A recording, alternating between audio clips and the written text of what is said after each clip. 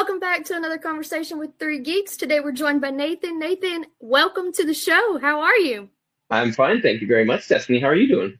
I'm doing fantastic. So, our favorite first question is, what got you into acting? What got me into acting? Well, what got me into it to push me further into like professional acting would be I went to the American Academy of Dramatic Arts in Los Angeles, and so that was I started there in 2005, and then graduated there in 2008. So that kind of got me as a push into professional acting. But before I kind of loved, loved being on stage and stuff like that. Like did weird little, whatever they are, community theater things or whatever, Yeah. kind of growing up. But when I was really young, and so that was, it was just so much fun. And then I took I was a competitive snowboarder when I was younger, and so I didn't have any time to do acting or anything like that when I was in high school or whenever people would do it, I guess. Yeah. And then so after that, I decided I really wanted to pursue it, and I wanted to do it sort of the right way, or give myself, I don't know, I guess the best way to have a like an actual foray into professional stuff rather than just like, maybe I'll dabble, maybe I won't. So I decided to go to school, and that's sort of where it took off from there. So that was in Los Angeles. Yeah, in 2005 when I did that. Man, that's a long time ago. Holy shit. Anyways. When you Holy sit fuck. down and you think back and you're like, wow, okay, I that's don't been a while. I don't want to think that far back. Like, holy shit, that's No, insane. Yeah. Yeah, but that's when it was. So that was that was 2005, and then kind of went from there, and then that's what happened. Yeah. that's awesome. Um, Yeah. I mean, most recent thing that I'm aware of is the show Revival. Revival Yeah. is so unique. It's such a unique premise. What drew you to that project? Revival's pretty cool. So it's for the Sci-Fi Network, and I love that it was based on a graphic novel first. I think that's so interesting to adapt stuff like that. I think it's just like it really gives a great idea, in a smaller sort of version. And there's a lot of different let's call them episodes, but they are just books, or comics or graphic novels, whatever Yeah. you want to call them. And so that was just so cool. The concept of it was so interesting, and the just that was incredible. It has to do with the undead, and it's got Yeah. to do with all that kind of stuff. I thought it was just incredible. So that was super super fun. So I play a sheriff's deputy named McCrae, and I don't know. I'm not gonna spoil what happens for anybody that hasn't seen it, but it was so much fun. We shot in St. John, New Brunswick, in Canada, and it was just like, man, it was so much fun. Everybody seemed like they were having a good time. It was great. Yeah. Yeah, it's such a different way to visit kind of the undead zombie like uh world. It Yeah. did it in such a unique way. I mean, how would you describe the show to people who haven't seen it? Um, it takes place in a small town in Wisconsin, and it's just got this interesting sort of development to it where uh, one night half the town just dies. Boom, they're all dead. Half of them all dead, whatever that means. And so half of them are dead, and then a short amount of time passes, and then they revive. Hey, and then they have basically superpowers, and some of them are good, and they want to help people, and they just want to kind of fly under the radar. And some of them are obviously bad and want to murder people and do the undead thing, which is obviously kind of fun too. And so I don't play one of the undead people. I am, again, I'm a sheriff's deputy, who is helpful in a certain way of trying to figure out what the hell went wrong, and how can we find these people, and how can we find the people that are trying to profit off undead people and stuff like that. And so it was really cool. And again, the storyline to it was just fantastic. Yeah. And so that was really fun. Yeah, it was great. Did you have any kind of hesitation stepping into that kind of world after being so associated with comedy? No, not at all, not at all, because there's this great element, this great comedic element to the show itself, which I always found really cool because, while it's dealing with dramatic themes, and it has an overall, I'm not going to say darkness to it, but parts of it definitely have a darkness to it. Yeah. To add a little bit of that comedic sort of levity to the whole situation is just fantastic. And I think it also it's very true to life in that sense where, yes, bad things happen all the time. And again, if you can give up some levity and have a really, just have maybe a bit of a smile on your face while you're doing things. Yes, the things that it deals with are terrible, and people are dying and this and that, and loved ones, but there is a comedic element to it, which I really love because, with Letterkenny, obviously fully comedy, And so it had elements of that too, which I really liked. Yeah. But just in a different way. It was really, really, really fun. And the people that created the show just they saw that and there was funny within the graphic novels to begin with, and so that was just really cool. It was just again something very different, but also at the same time it had that comedic element to it, which I really like. Yeah. Um, what would you say the most challenging scene in that series was for you? Like one The that most challenged you? challenging scene. Well, there's a scene where I'm being interrogated because, like I said, I'm a sheriff's deputy in it, but Yeah.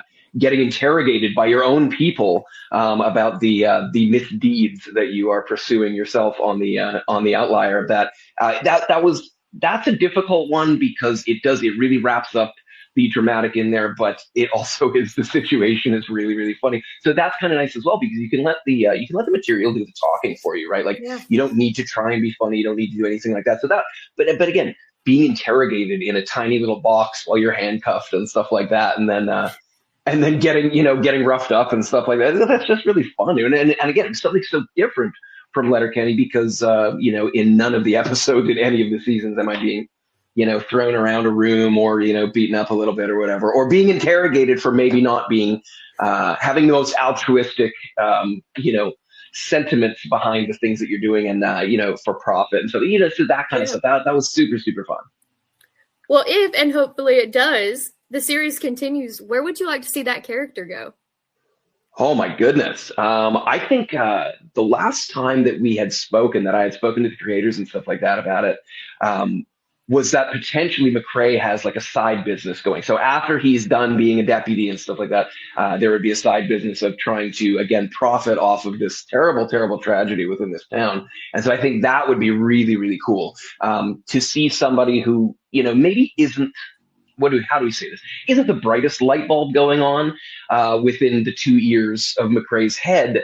There's a bit of a hustler to him as well to Yeah. try and figure out, well, how can I profit off this? Because there's not a ton of money in being a sheriff's deputy in Wisconsin. At that Right. time, Right. so it's like, yeah, you want to make, you want to do silly things, you want to buy nice cars or whatever the hell you want to do, right? And so I think that would be really, really fun if it went in that direction because it would just be it's like a side hustle turned into your total hustle and then seeing where that goes. I think that would be really cool if that was the case for sure. Yeah.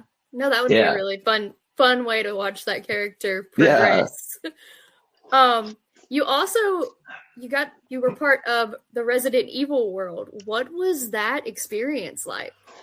Um, that was crazy. That was crazy just because, well, for a few different reasons, but like, the Resident Evil franchise, everybody knows that Yeah. it's been around for a long time and there's been a lot of different iterations of the story. Obviously, the video game was so popular and that's why they wanted to make it into movies. And then Mila Jovovich doing, a huge amount of that series to begin with was just so interesting. And so like being able to be allowed to be a part of something that is quite historic and really, really interesting. That was really, really fun. Also, too, in relation to movies that I've done in the past, had quite a high budget. It was really cool. The sets were incredible. Yeah. And, it has to do with zombies. And who doesn't love zombies? Like, give me a break, right? So that was just really fun. And also, the director, Johannes Roberts, he's an incredible, incredible director. He really gives a lot of room to play around with, but has a very, very clear vision of where he wanted to go with it. And I think he achieved what he wanted to do. And then being around, a big cast and lots of big names, it was really, really cool. It was so much fun. And so we shot that in Sudbury in Ontario, where we had shot all of Letterkenny as well. And so it was very much, it was a familiar location, but also Yeah. so different. Like there's a point where I'm in a helicopter that they put in the middle of a forest, and that's kind of cool because I play Vickers in it, right, who's the helicopter pilot. And so being in a being in a place where I had shot for so many years in a completely different location in Sudbury, but then again being in a helicopter in the middle of the woods, it's just it was so cool. And So then fun. obviously there's big guns around and it's fun. Yeah. You're hunting zombies and you don't know what's going on, and it's just like it was so much fun, so much fun. It's such a different world from comedy. Do you prefer horror or comedy, or do you just you love it all? There are good and bad points to each one of them. Obviously, like that's kind of a no brainer there. Yeah. the horror aspect is really cool because I think, me personally, horror movies are terrifying. They're Yeah. absolutely scary to me, and so it's just like to then be a part of it and then to be be like in front of the camera but behind the scenes, seeing how it's shot, it makes it less scary. Obviously, Yeah. doesn't scare the shit out of me nearly as much, but it's just seeing, I guess you call it like seeing how the sausage is made. And then so it's not as scary, but you're a part of it. And then you get to see the final product, which is Yeah. really fun too, because then you realize like, oh, look at this. And this is fun. And even when I get eaten, it's like not a big deal because we had a great day on set, and there were water towers and there were, all that kind of stuff. So it was, an incredibly different experience than I'd ever had at that point. And, Yeah. just super fun. Again, I mean, I keep on using the term super fun, but it was just incredible. And again, being in Sudbury where we shot all of Letterkenny, and it was at the time the Letterkenny was still shooting, but completely different than a half-hour comedy about hicks and skids and hockey players, small town life. Yeah. And then all of a sudden it's Raccoon City, and there's guns and zombies and helicopter, all that kind of stuff. It was great. Yeah, it's fantastic. Funny how quick they can change a set for you. Like one day it's this and one day it's this. Yeah, it's great, but I think that's part of like the movie and television magic that I Yeah. love, because you are in the same location, just as you're saying, but it's completely different. And Yeah. it's just it's so interesting because I've loved movies for my entire life, as many people have, but to see again same location, completely different thing, it was just a bit mind-boggling. Also, too, budget quite a bit higher, and so you Yeah. get to see like proper movie making. Obviously not just television, and you get to see just like, oh wow, this is so cool. Again, helicopter, water towers, huge cast, like all that kind of stuff. So it was just great. Yeah. At the time, too, though we were shooting, it was still the COVID times, and so it was like had that like a little bit of an eerie feeling anyway, which I kind of think goes really well with horror Yeah. movies. Kind of But fit. it totally fit. Yeah, exactly. Everybody's a little bit uneasy, anyways, but then it just works and adds to the sort of thrill of it. Also, we shot a lot of nights and stuff, and that's always a little bit creepy shooting nights, Oh especially if yeah. you're out in the forest and stuff like that. But it Especially in the was woods. Yeah. exactly, especially in the woods. I can't see 5 feet in front of me, and then all of a sudden, my face is getting ripped off by a zombie breaking into my helicopter. By the way, an asshole. And then Every fear you have when you're in the woods at night. exactly. You're totally right. It's the thing that you don't want to have happen. That's like the last thing you want to do is if there's like a zombie apocalypse or something like that. Do I really want to be in the woods? And I think absolutely Right. the answer is no, I No. don't. However, they call cut. I put a warm jacket on and have a snack or something like that. And so it's like it's pretty Yeah. good that way. Yeah, yeah. How do you mentally like prepare and decompress from roles like that? Well, it's interesting because, like, to prepare for it, obviously you do the regular sort of stuff. You do text work and you do script work and stuff like that. And so, I think with a lot of things that are written well and have that going for them, there's not a ton you need to do with the actual text. But I think Yeah. the most important part of that is, well, what do you do? Like, who? It's like any other project. It's like, who is the character? So figure out your motivations, figure out what you're doing and stuff, and then let the text and the scenario speak for yourself, and then just kind of slide into that. And like everything else, try not to do too much because you look like a bonehead if you do too much. And again, let the text and let everything else speak for yourself. You're already in that scenario, and so there's not a ton you need. If you're prepared correctly, there's not a ton you need to do on the day because it's already laid out for you. You're already Yeah. there. You're in the helicopter. You're in the office. You're in wherever you are. And so that kind of preparation like that, and I guess the contrast to say Letterkenny, first of all, would be like the amount of text and the amount of dialogue and stuff like that on Letterkenny was just so enormous.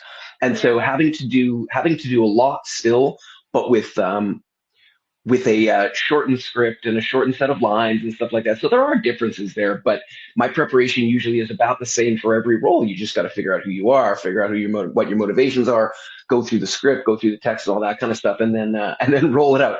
That being said, that's the preparation. Like, who knows what happens when it actually comes out? But you hope that all of your preparation you've done correctly, and then it can just again speak for itself, and then hopefully it works out and people are either smiling or screaming, but don't hate it. I mean, that's kind of the biggest thing. And so Right. that's the good one. Yeah. Yeah. I mean, speaking of Letterkenny, obviously we have to talk about that. What was Yeah. that audition process like for you? Mm.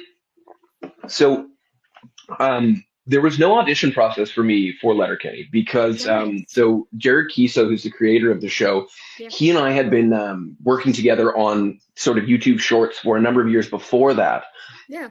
And so leading up to that, we had done a couple of other ones, a little like small series, like 3 episode series and stuff like that. And then we got to something. Jared approached me with another series they wanted to do, and he named it Letterkenny Problems.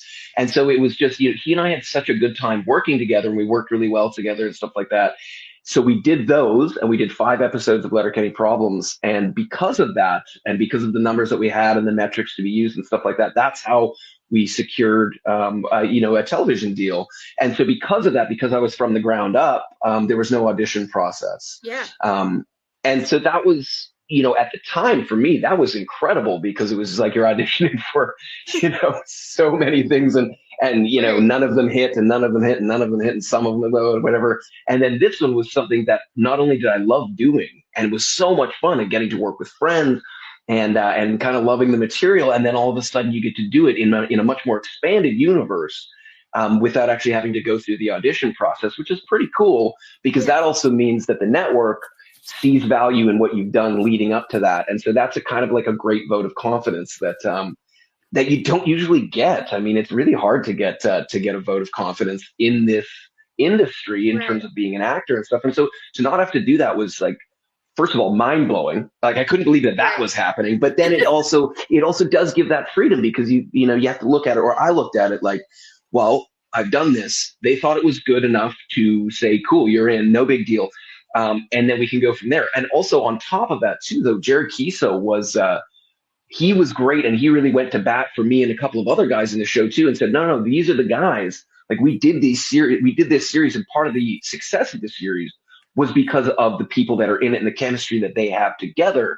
And so having somebody back you like that, and then the Yeah. network backing you and stuff like that was just, something that I had never experienced before. And so that was just fucking awesome. It was so great. And Right. it really does make you feel like, all of the work that you're putting in and stuff like that in terms of professionally and in this industry and stuff, it's paying off.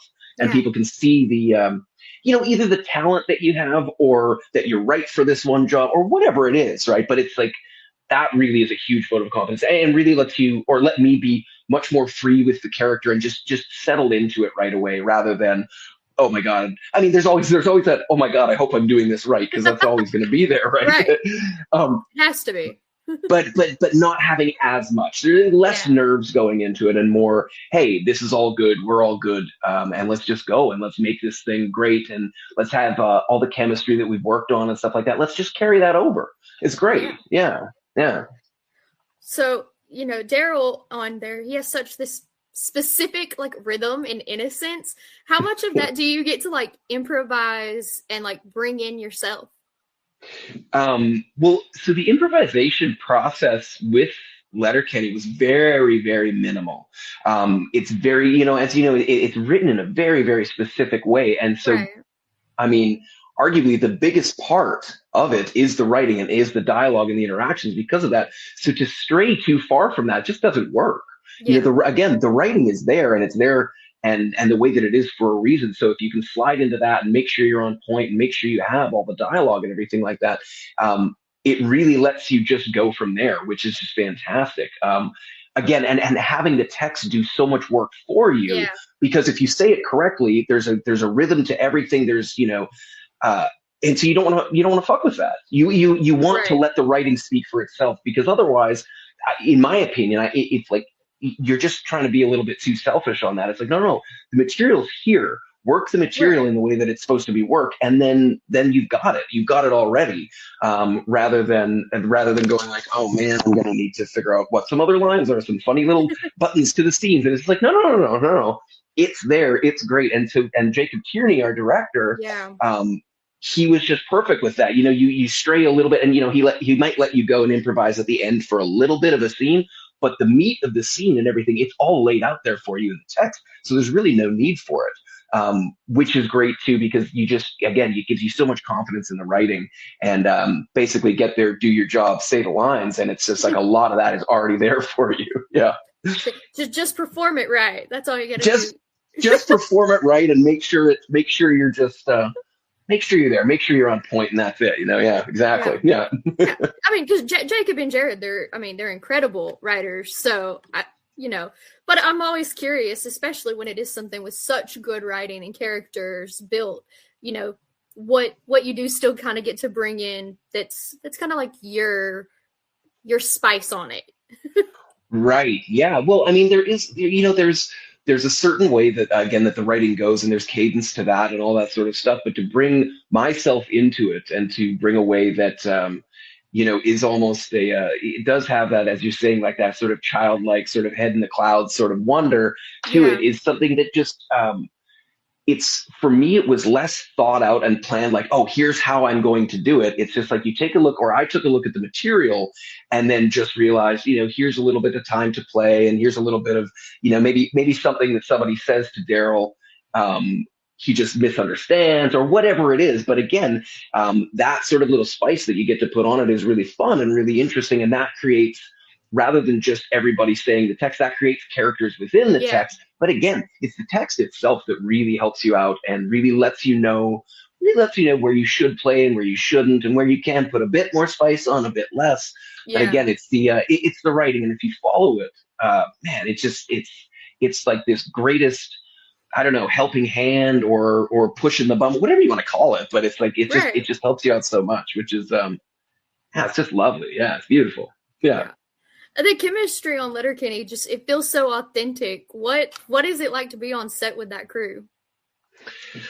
Um, it was really like, we always referred to it as going to summer camp, basically, right? So you shoot, because we shot so much dialogue and so many episodes in such a condensed amount of time. It was fun. It was just like hanging out with your friends, and that was it. Yeah. But you're also getting to make something that's really, really fun, and that people gravitated towards, which is fantastic. So the way that we kind of got started with that is, there were, I believe there were six of us on the show that played. There were five of us that, or no, pardon me, sorry, six of us that played on a beer league hockey team together in Vancouver at the time, and so we were all friends beforehand. So it was just like getting to go to work with your friends and riffing on jokes in between takes and stuff like that. And so it was just fun. It was like hanging out with your friends, and Yeah. then Jacob calls action, and then you're still hanging out with your friends. But you are making a TV show, and it also helped too, because the relationship between the characters very much is a very close one, and we all Yeah. have that close relationship. And so when you have that as well, it just, it's the real life bleeding into what you're making, and it makes everything fun and easy. And again, even when you're shooting long nights, or you're shooting whatever, or it's cold out, it doesn't matter, because at the end of the day, you are just hanging out with your Yeah. friends. And that really helped too. Again, that helped with the chemistry, and I think it helped to come in strong for even episode one of season one. You get that chemistry, you get those relationships that in the show they had been built up for their entire lives, and so it was a long time of that relationship build with us anyway. So it made it just really fun. And then you cut and you go on hiatus and stuff like that, and you come back and you go right back to summer camp, and you just go and hang out with your friends, and it just was fun. I mean, there's no other way to describe it. It was it Yeah. was so much not like going to work. It was Right. like you kind of can't believe that you're basically being allowed to do this, and it was just That hang out surreal with moment. You're friends. like, I'm getting paid for this? What? 100%. Yes, exactly. That's what it was. It was, I'm really there. So again, first of all, they're letting me do this, and we're getting paid for it. This is great. Yes. Yes. Every That's day, all day. fantastic. Let's go. Yeah. Yeah. Yeah, I love that comparison to like summer camp. But you do Yeah. you immediately, like you said, right in like the first episode, that chemistry's there. It feels very authentic when you're watching it. So I think that it definitely feels that way. And there's a lot of shows that don't. Like you can almost feel like I don't think these people like each other in real life. Yeah. Oh man. And how disappointing is that too? It Because it's like, is. when you see that kind of stuff, and you see there's good material to be had and stuff like that, Yeah. but and for whatever reason, and look, there's no shade against that kind of stuff at all, but it's just Right. it's not it's pardon me, it's very rare when you when you have that and you have that ability to take your real life relationships and put them onto screen, because for the majority of projects, yeah, this person gets cast from here and this one from here and this Yeah. one from here. You don't know each other and you may get along very, very well, but the depth of that relationship is not always there, and unfortunately you can see it sometimes. The other great thing about Letterkenny is we block shot a lot of things, so that would mean, like, if we could be shooting 3 separate episodes or portions of 3 separate episodes on any given day. And so because of that, it really lets you, you're not shooting in order. So if it's not working, maybe it continues not to work, but it kind of like it pieces together parts. And so it all kind of ends up making sense like that. Right. It's just, again, it's so much fun. And again, the relationships that just transfer into every episode. So you can do that. You have the ability to shoot parts of 3 different episodes in a day, Right. but it doesn't matter because the relationship's already there. We're not starting from zero on episode 1. Prior relationship also too, then you're shooting parts of episode 7 or episode 6. And so you've got all that stuff working, I think, in our favor. And I think that's what people really liked about it too, is again, Yeah. it felt like people that number one, and Yeah. also people that you wanted to hang out with, because everybody just wanted to hang out with each other, which was great. Definitely. I definitely think that's part of the charm and what just made it work so well. Right. Yeah. Yeah, we talked to K. Trevor Wilson last week, and he said kind of one of his fun memories was y'all would always try to get each other to break character on set when y'all were doing those like really funny scenes. Do you have a favorite moment where like either you broke character or you got one of the other characters to break? So my favorite ones were because obviously it's an ensemble thing, and so there are many characters in each scene potentially.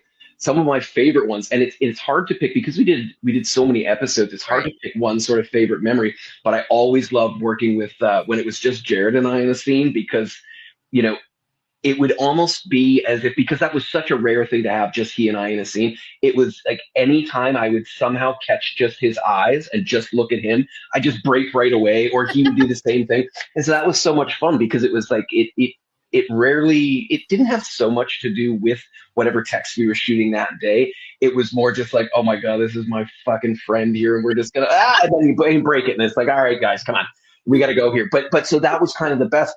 And it really did, because a lot of it, as you know, it's around a table or at the produce stand, where you're all looking forward. And so it's almost a rarity when you see people actually go eye to eye and talk to each other. But when that would happen, that's for me, that's my break, is just when you get to actually stare somebody in the eyes, and then you can't not laugh. It's just like, all right, well, we're done here. We gotta, reset, go take 5 for a second here, because this is not gonna work. Yeah. Yeah, and Jared does that like really dramatic, like where he shifts and turns and looks at you. When it is like that, I would break too. Yeah, when he does his great, so it'd be this way, and then when he squares up to you like that, it's just like, okay, come on. You're just trying to do it now. Trying to do it and also succeeding at doing it, because it's just like, that's when it just that fucking got me every time, for sure. Yeah. Most definitely. I have some fun rapid fire questions I want to ask. Let's have it. Let's do it. All right. Favorite Canadian snack?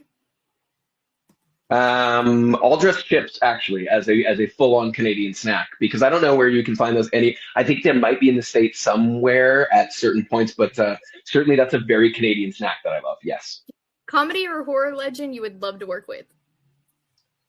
Oh dear. You know what? Horror, I would love to work with Sam Raimi. I think that would be so cool. Yeah, he's I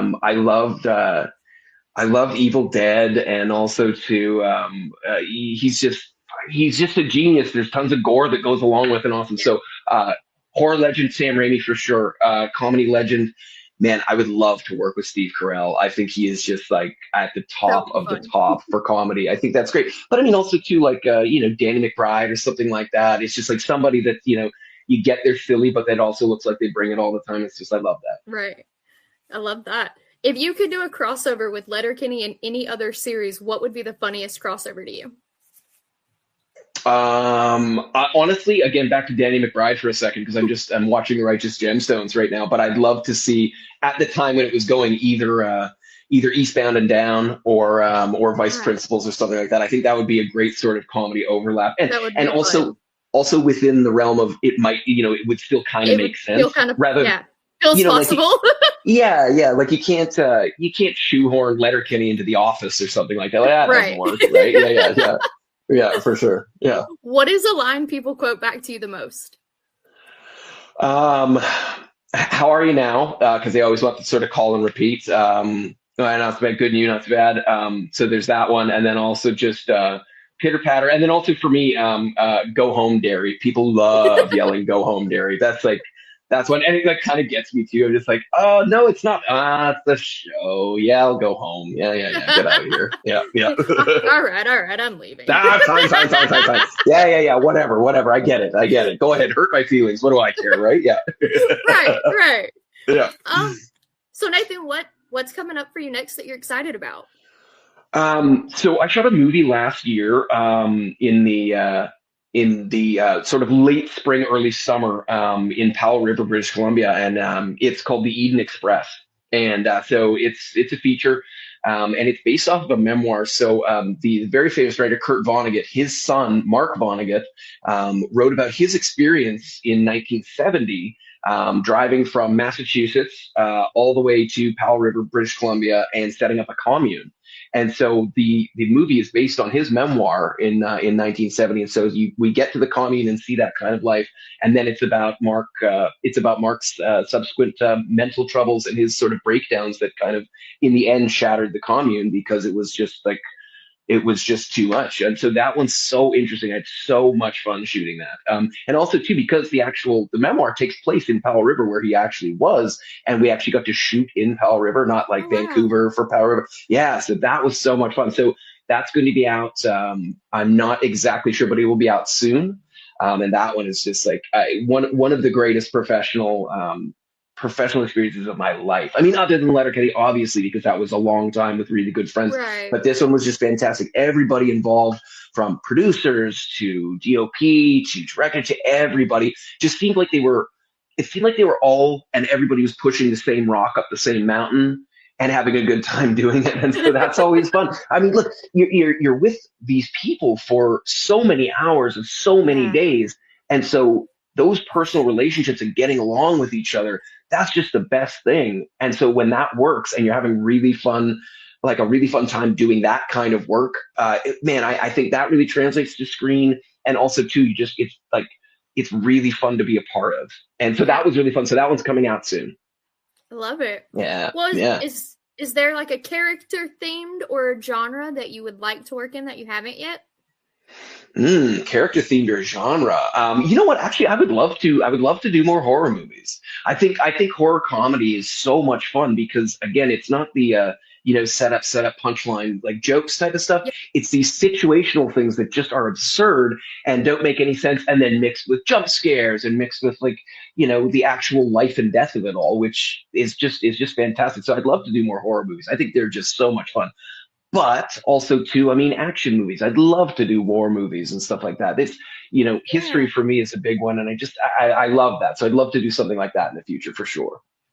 That would be cool. Well, Nathan, where can people find you online to stay updated with things you're doing? With things that I'm doing, I mean, IMDb is a good one. No big deal. Also, to get your butts to the theaters and see movies that I'm in. No big deal as well. Yeah. So there's that kind of stuff. Also, too, this drink that I have right here, it's called Northern Hydration. And so it's a drink company that I got involved with about a year ago. And what we're doing right now is short form content for that. So that's kind of fun, too. And the website is drinknorthern.com. And so there's going to be a bunch of fun, like comedic content out with them. It's a fantastic drink anyway. I love these guys. They're great guys that started the company. And so that can also be, within the movies and the television or whatever, like that's kind of in the middle where you can see it on social media and YouTube and stuff like that. So that's always really fun as well. It's great. Yeah. Love it. Well, thank you so much for joining us. And guys, don't forget to like, share, and subscribe, and check out Nathan and keep up with the movies coming out soon. Thank you. Awesome. Hey, thank you so much for taking the time. I appreciate it. Thank you.